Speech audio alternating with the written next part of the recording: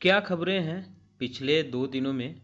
कैसी खबरें आईं? उनसे मार्केट का क्या माहौल रह सकता है?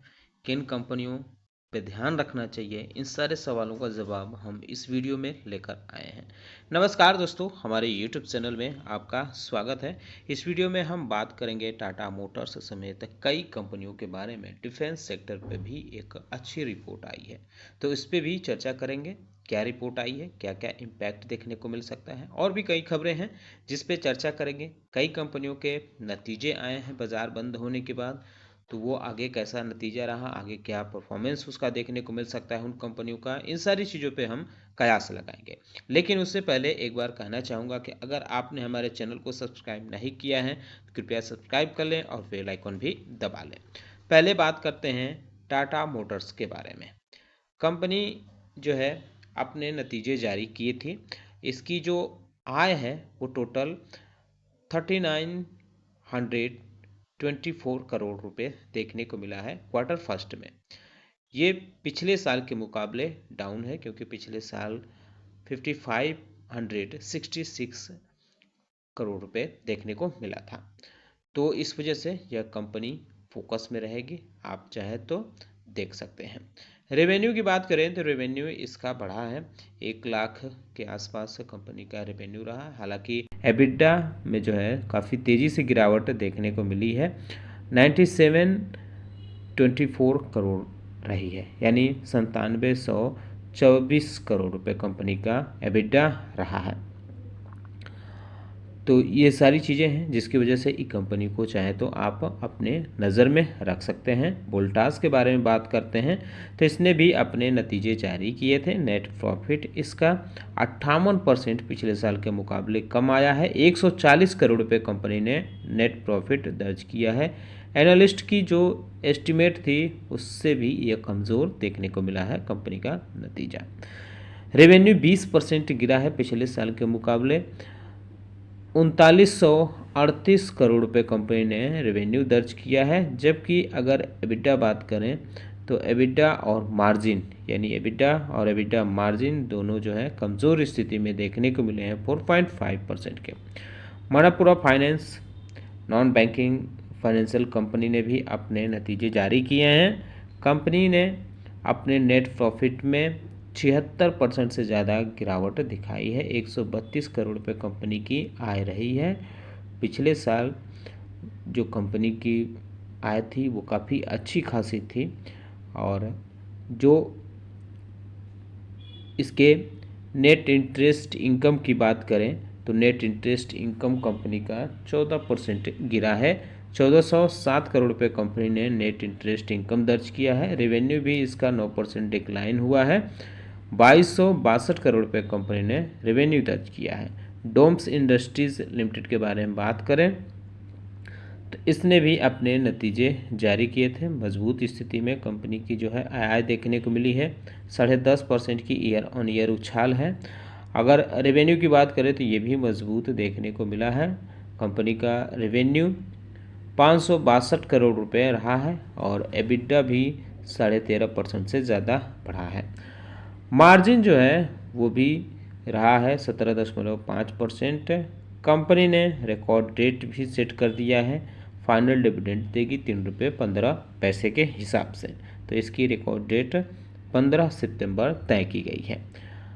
पावर मैच प्रोजेक्ट्स की बात करें तो इसने अपने नतीजे जारी किए थे। नेट प्रॉफिट में 30% के आसपास की उछाल देखने को मिली है। 80 करोड़ रुपए कंपनी ने नेट प्रॉफिट दर्ज किया है। रेवेन्यू भी इसका 28% के आसपास बढ़ा है, और एबिडा 49% बढ़ा है। मार्जिन जो है वो भी 13.2% तक पहुंच गया है।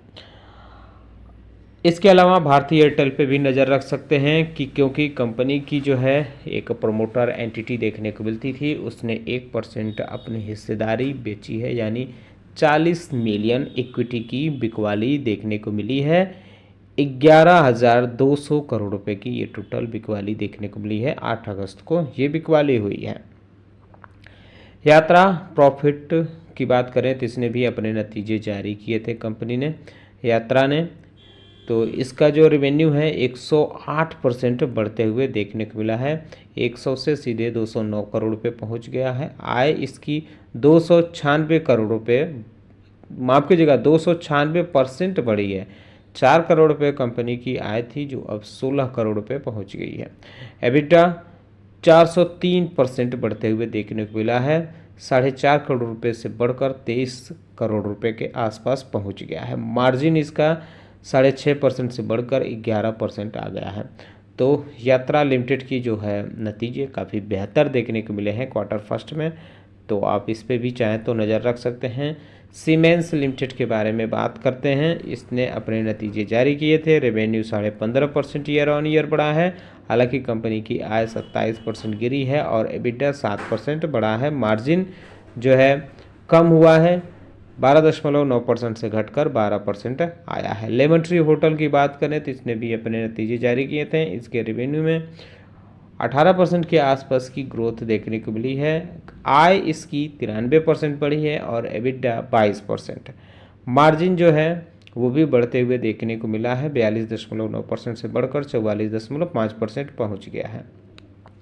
इसके अलावा MSCI इंडेक्स में कई कंपनियों को अच्छी खबर लेकर आई है और कुछ कंपनियों को थोड़ी ख़राब खबर है, क्योंकि उनको इंडेक्स से कुछ इंडाइसिस से बाहर किया गया है, दूसरे इंडाइसिस में डाला गया है। तो बात करते हैं विशाल मेगा मार्ट, स्विगी, वारी एनर्जीज़ और हितैषी एनर्जी, ये जो है MSCI इंडेक्स में शामिल होंगे। ये इसके MSCI इंडेक्स का जो ग्लोबल स्टैंडर्ड इंडेक्स है उसमें शामिल किए जाएंगे इसी महीने में, और ये 26-27 अगस्त में इफ़ेक्टिव होगा। तो इसकी रिपोर्ट आ गई है, कौन कौन कंपनियां बाहर हो जाएंगी, कौन कौन कंपनियां अंदर की जाएंगी। दो अन्य नाम हैं सोना BLW, प्रोसीजन फॉर्जिन और थर्मेक्स। ये जो हैं ये ग्लोबल इंडिया इंडेक्स जो है उससे बाहर किए जाएंगे। IIFL अल्टरनेट डेस्क की अगर हम माने तो विशाल मेगा मार्ट और 3 अन्य जो कंपनियां हैं MSCI स्टैंडर्ड इंडेक्स में जा रही हैं, उससे इनफ्लो जो टोटल देखने को मिलेगा वो $258 मिलियन देखने को मिल सकता है। जबकि सोना BLW जो है उससे आउटफ्लो देखने को मिलेगा 163 मिलियन डॉलर का। अगर हम देखें तो इनफ्लो विशाल मेगा मार्ट में 258 देखने को मिल सकता है। सोना BLW में आउटफ्लो देखने को मिल सकता है 121 मिलियन डॉलर, और हितैषी एनर्जी इंडिया में जो है 230 मिलियन डॉलर का इनफ्लो देखने को मिल सकता है। थर्मेक्स में वहीं आउटफ्लो देखने को मिल सकता है 163 मिलियन डॉलर का। स्विगी में 289 मिलियन डॉलर का इनफ्लो देखने को मिल सकता है, और वारे एनर्जीज़ में भी 233 मिलियन डॉलर का इनफ्लो देखने को मिल सकता है। टोटल 15 कंपनियां हैं जिनका नाम है जिंका लॉजिस्टिक, ट्रांसेल लाइटिंग और अन्य कंपनियां जो हैं ये इसमें MSCI स्मॉल कैप में शामिल होंगी। सोना BLW और थर्मेक्स भी इसमें शामिल की गई हैं स्टैंडर्ड इंडेक्स से निकालकर MSCI स्मॉल कैप में। तो अगर हम देखें तो जो नाम है थर्मेक्स एंड सोना BLW इनफ्लो देखेंगे इस स्मॉल कैप में 30 मिलियन से लेकर 40 मिलियन डॉलर तक ये देखने को मिल सकता है। थर्मेक्स में 30 मिलियन डॉलर और सोना BLW में 40 मिलियन डॉलर का इनफ्लो देखने को मिल सकता है। जबकि नेक्सस सेलेक्ट ट्रस्ट जो है उसमें 25 मिलियन डॉलर का इनफ्लो देखने को मिल सकता है। अन्य में भी जो है 4 से 14 मिलियन डॉलर का इनफ्लो देखने को मिल सकता है। 6 कंपनियां ऐसी हैं जो स्मॉल कैप इंडेक्स से बाहर होंगी। भारत डायनेमिक, एजी ट्री प्लानर, हेकल, जैन इरिगेशन, MSTC और Protean e government technology limited, ये स्मॉल कैप से बाहर हो सकती हैं। और कुछ कंपनियां जो हैं जैसे भारत डायनेमिक में आउटफ्लो इससे 31 मिलियन डॉलर का देखने को मिल सकता है, जबकि अन्य में 2 से 5 मिलियन डॉलर का ये आउटफ्लो देखने को मिल सकता है। ये आंकड़े जो हैं IIFL अल्टरनेट के हवाले से दिए गए हैं, तो इस बात का ख्याल रखें।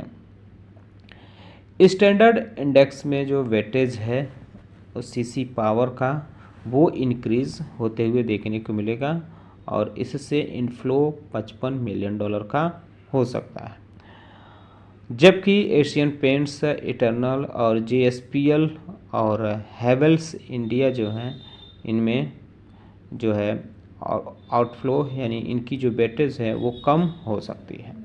अब बात करते हैं डिफेंस सेक्टर के बारे में, तो बड़ी खबर यह है कि डिफेंस प्रोडक्शन जो है ऑल टाइम हाई लेवल पर पहुंच गया है। फाइनेंशियल ईयर 2024-25 में भारत का जो प्रोडक्शन है वो 1,50,590 करोड़ रुपए तक पहुंच गया। पिछले साल जो है 1,27,000 करोड़ रुपए के जो टोटल प्रोडक्शन था उससे ये 18% ज़्यादा है।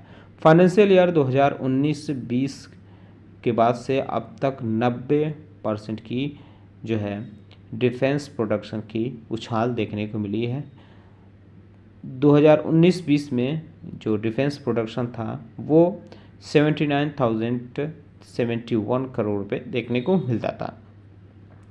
अगर बात करें इसके DPSU और PSU अन्य की, तो जो टोटल प्रोडक्शन रहा लगभग उसमें 77% इन दोनों उपक्रमों की योगदान रही है, जबकि प्राइवेट सेक्टर की 23% की जो है इसमें योगदान रहा है। भारत में जो है डिफेंस इन्वेस्ट जो है उसके लिए प्राइवेट सेक्टर की हिस्सेदारी 2024-25 में 23% तक हो गई है, जो फाइनेंशियल ईयर 2023-24 में 21% से ज़्यादा है। यानी एक साल में ठीक ठाक 21% का ये बढ़त देखने को मिली है। इससे माना जा रहा है कि जो डिफेंस इकोसिस्टम है भारत का वो काफ़ी मजबूत होगा। अगर हम बात करें रक्षा उद्योग जगत के कारोबार के सार्वजनिक और निजी तौर पर वर्ष दर वर्ष लगातार वृद्धि की, तो अब देख सकते हैं कि 2024-25 में DPSU और निजी क्षेत्र का जो पूरा उत्पादन रहा है वो क्रमशः 16% और 28% रहा है। यानी DPSU का जो प्रोडक्शन रहा है वो 16% रहा है और प्राइवेट सेक्टर का 28% बढ़ा है। भारत में जो फाइनेंशियल ईयर 2024-25 में जो निर्यात था वो बढ़कर 23,622 करोड़ के रिकॉर्ड स्तर पर पहुंच गए। यानी जो एक्सपोर्ट है उसमें भी भारत ने निर्यात में भी ठीक ठाक जगह बनाई है। यह जो निर्यात था वो फाइनेंशियल ईयर 2023 और 24 में 21,063 करोड़ रुपए के आसपास रहा था। तो ये जो है उछाल ठीक ठाक देखने को मिली है 12%। तो इस खबर की वजह से आप चाहें तो Bharat dynamics, Hindustan aeronautics, Bharat electronics, data pattern India, Paras defence, Mazagon dock shipbuilder, Astra microwave product, Cochin shipyard, idea force, garden reach shipbuilders और निब, MTAR technology, BEML, DCX system, Zen technology, HAL, ये कंपनियां जो हैं आप चाहें तो इन पे आप नज़र रख सकते हैं, क्योंकि ये सारी कंपनियां डिफेंस सेक्टर के लिए काम करती हैं अलग अलग सेगमेंट में। तो इनका कहीं न कहीं योगदान रहा है प्रोडक्शन में बढ़ाने में और निर्यात में जो है। बाज़ार कैसा रह सकता है, तो जो लास्ट सेशन था वो लगातार तीसरे महीने के सबसे कमज़ोर स्थिति में देखने को मिला था और इस वजह से आप बाज़ार को चाहें तो नज़र पे रख सकते हैं। हालांकि काफ़ी चीज़ें देखने को मिल रही हैं जिसकी वजह से बाज़ार दबाव में देखने को मिला था। उस समय NTPC, Titan, doctor Reddy laboratories जो थे वो काफ़ी मजबूत स्थिति में देखने को मिले थे। हालांकि इंडसइंड बैंक, भारतीय एयरटेल और अडानी एंटरप्राइजेज ये काफ़ी दबाव में देखने को मिले थे।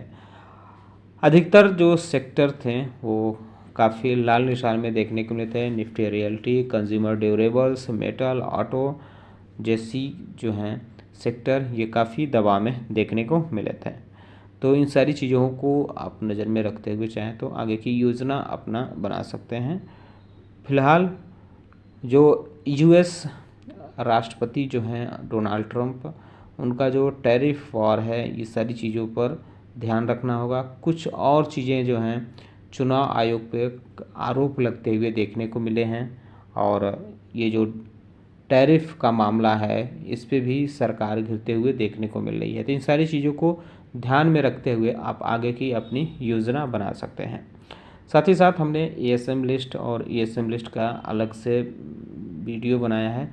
सर्किट लिमिट भी 100 से ज़्यादा कंपनियों की चेंज की गई है, तो उस पर भी हमने एक अलग वीडियो बनाया है, तो इन पे भी आप चाहें तो नज़र रख सकते हैं। क्योंकि एएसएम लिस्ट और ईएसएम लिस्ट या सर्किट लिमिट वाली जो लिस्ट होती है उसका काफ़ी इम्पैक्ट देखने को मिल जाता है कंपनियों पर। मान लीजिए कैसे कि किसी कंपनी का जो है सर्किट लिमिट वो बढ़ा दिया गया है तो उसका फ़ायदा होता है और इसमें इनफ्लो देखने को मिल सकता है। तो इन सारी चीज़ों को ध्यान में रखते हुए आप आगे की अपनी योजना बना सकते हैं। उम्मीद करता हूं कि आपको हमारा वीडियो पसंद आया होगा। कैसा लगा बताना ना भूलें। साथ ही साथ हमारे चैनल को सब्सक्राइब कर ले, बेल आइकन दबा लें। वीडियो देखने के लिए बहुत बहुत धन्यवाद।